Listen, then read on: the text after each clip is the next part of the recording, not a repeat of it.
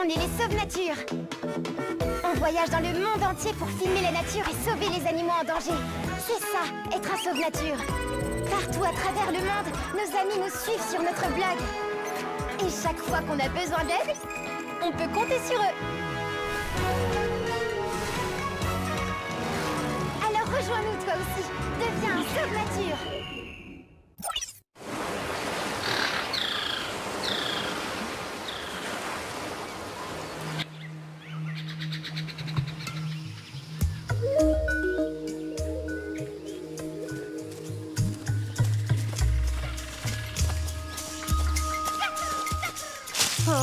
J'ai toujours l'impression que les branches vont se transformer en serpents. C'est pas la peine de t'inquiéter, il n'y a pas de serpents venimeux à Madagascar. Je ne crois pas que ça leur manque de toute façon. 16 espèces de lémuriens ont déjà disparu. Il est urgent de sauver ceux qui restent. Ils sont tellement adorables. Regardez, ceux-ci sont des maquis, des lémuriens à la queue noire et blanche. Ils sont trop mignons.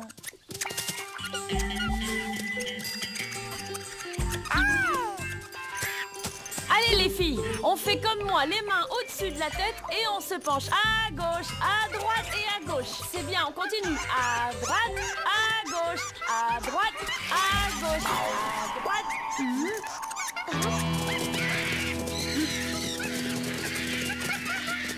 Oh.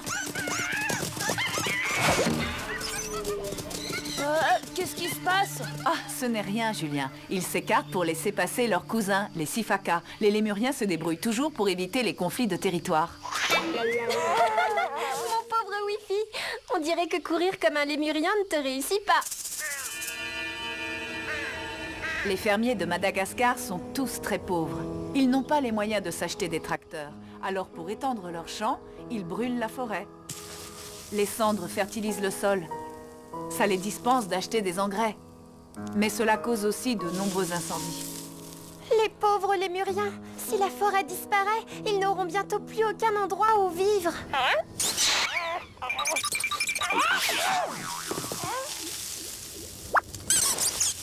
Tu sais que tu aurais besoin d'un bon bain. Encore en train de casser du sucre sur le dos des fermiers? Bonjour, Mahaléo. Non, ce n'est pas du tout ce que tu crois. J'étais juste en train de leur expliquer que les fermiers de Madagascar... Tout ce qui compte pour toi, c'est les arbres et les lémuriens. Mais moi, j'ai une famille à nourrir. Allez, déguerpissez! Waouh, si tous les fermiers sont comme lui, je comprends que les lémuriens aient de sacrés problèmes. Il faut du temps et de la patience pour faire changer les gens. Mais j'ai une arme secrète pour y arriver. Mon jardin potager expérimental. Connaissez-vous le paillage? C'est une technique qui consiste à recouvrir le pied d'une plante fruitière avec des fragments végétaux morts, comme des feuilles ou des branches. Hé, Wifi!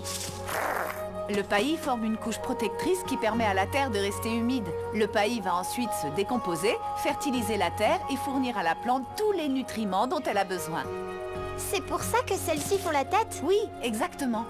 C'est parce qu'il n'y a pas de paillage à leurs pieds. Donc si tous les fermiers utilisaient cette technique, ils n'auraient pas besoin de brûler la forêt. Leurs plantes pousseraient et les lémuriens seraient sains et saufs. Tout le monde serait content. Tu as tout compris. Le chef du village voisin devrait bientôt venir visiter mon jardin. J'espère qu'il sera aussi emballé que vous par le projet. Qu'est-ce que c'est? L'un de mes réservoirs d'eau. Il n'y a pas de rivière par ici. Oh, Wifi, dis donc! Ce n'est pas comme ça qu'on arrose les plantes.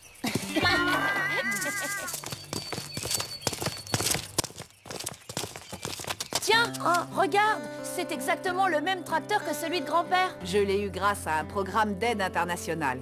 Et il me rend bien service. Comme tous les autres fermiers ne m'aiment pas, je ne peux compter que sur moi-même. Sans ce tracteur, je n'aurais jamais pu créer un jardin aussi grand. Qu'est-ce que c'est? Une clinique? Vous êtes aussi docteur? Oui, et à mon avis, vous allez beaucoup aimer mes patients. Venez, entrez. Ils ont été blessés dans des incendies? Oui, dans les derniers incendies. Je les soigne et je prends soin d'eux. Ça me permet aussi de les étudier avant de les relâcher. Ah, les pauvres bébés. Ne me dites pas que vous leur montrez des films pour les lémuriens. Non, ce sont des films pour les enfants. J'interviens dans les écoles et j'explique aux élèves que les lémuriens sont nés sur l'île, tout comme eux. Et qu'ils devraient en être fiers. Après tout, Madagascar est le seul endroit au monde où l'on peut trouver ces espèces.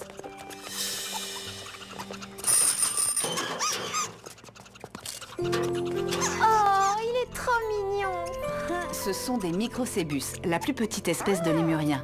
Il n'en reste plus que quelques douzaines sur l'île. J'ai découvert celui-ci dans la souche d'un arbre calciné. Tous ceux qui vont regarder notre blog vont complètement craquer.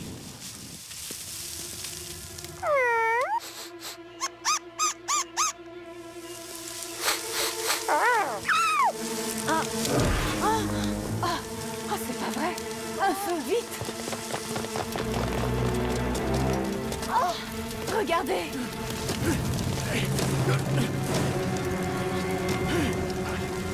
Le feu est en train de s'approcher du jardin. C'est parce que le vent pousse les flammes par ici. Il faut à tout prix l'empêcher d'atteindre la forêt.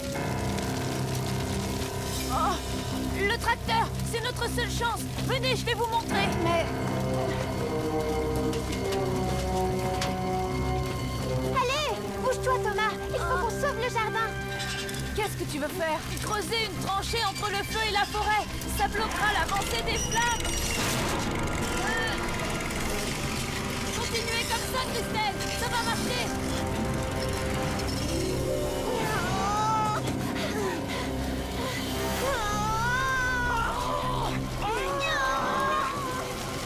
Attendez, je vais vous aider.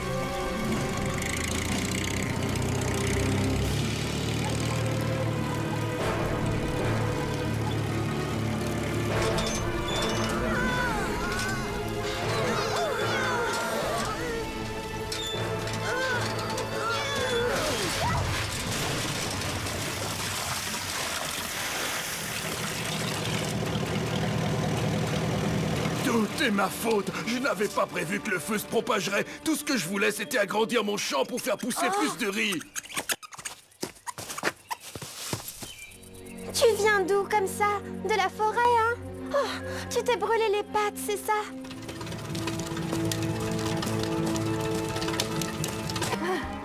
Beau travail, Julien. On a réussi. Où as-tu appris cette technique? Chez mon grand-père. C'est ce qu'il a fait le jour où la foudre a mis le feu à son champ. Je suis désolé, Christelle. Le vent a tourné et a poussé les flammes dans la mauvaise direction. Tous mes plants de riz sont partis en fumée. Tu nous as aidés à sauver mon jardin. On va t'aider à replanter ton riz. Je vais te montrer une technique efficace pour le faire pousser. Tu vas pouvoir rattraper le temps perdu. Tu veux m'aider alors que j'ai failli brûler ton centre de recherche? Je me suis trompé sur ton compte. Ce pauvre Mahaléo a frôlé la catastrophe. J'espère que ça servira de leçon aux autres fermiers. Il y a encore un problème. Pour faire un bon paillis, il faut une machine spéciale. Comme vous le savez, les gens n'ont pas les moyens de se l'acheter. On va bien trouver une solution grâce au réseau Sauve Nature. J'envoie un message sur notre blog.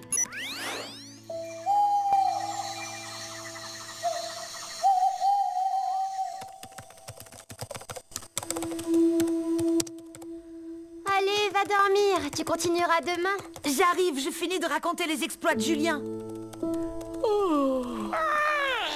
Est-ce que tu te rends compte qu'on est des héros, hein, Wifi? Hé, il y a papa et maman en ligne. Tout va bien, les enfants? On a lu votre message sur le blog. Vous avez dû avoir la peur de votre vie cet après-midi. Au final, il y a eu plus de peur que de mal. Ne vous en faites pas pour nous. Bon, d'accord. On a un peu réfléchi à votre problème de paillis. Et on a posé la question à un ami qui cultive des noix de coco à Madagascar. D'après lui, la fibre de cocotier est idéale pour le paillage. Et il a justement des tonnes de feuilles dont il veut se débarrasser. C'est génial, merci. Je vais expliquer tout ça à Christelle demain. Ton frère et ta sœur ne sont pas là? Si, bien sûr. Vous ne les entendez pas?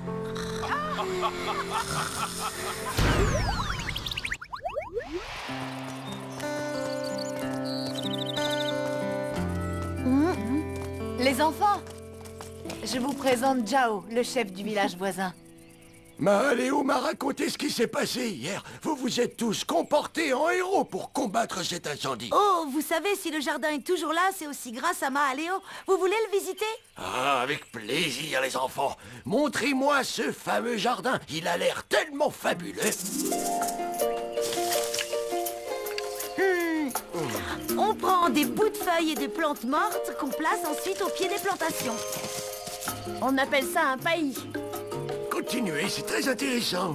Le paillis forme une couche protectrice qui conserve l'humidité du sol. En se décomposant, il va produire des nutriments.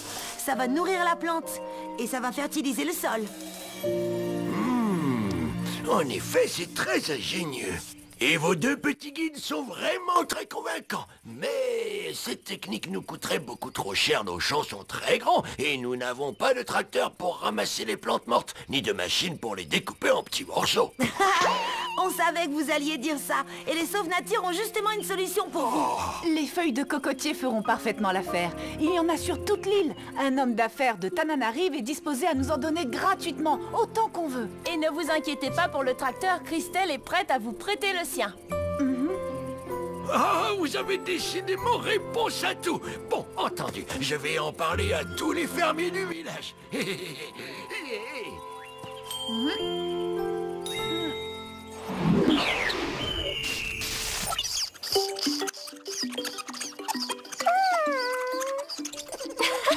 Oh oui, fille, t'as passé l'âge du biberon. Bon, d'accord, je vais aller t'en chercher un. Je peux entrer. Je l'ai trouvé dans mon champ et je crois qu'il a besoin d'un docteur. Vous serez toujours le bienvenu, ma Aléo.